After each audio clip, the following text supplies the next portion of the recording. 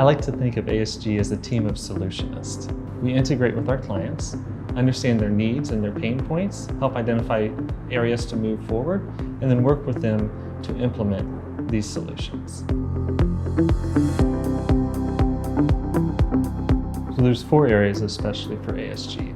The first is change management, understanding how can we assist through changes. We also have strategic planning. This is understanding where the client is, where the client wants to go, and how to get them there. We also have manufacturing engineering. So this is bringing in technical expertise into the project. And then project management. We engage a lot with coordination and execution of tasks. So the big players on the teams can focus on the critical tasks to keep moving forward, and we can assist in that journey. We'd like to take a systems engineering approach to our problems.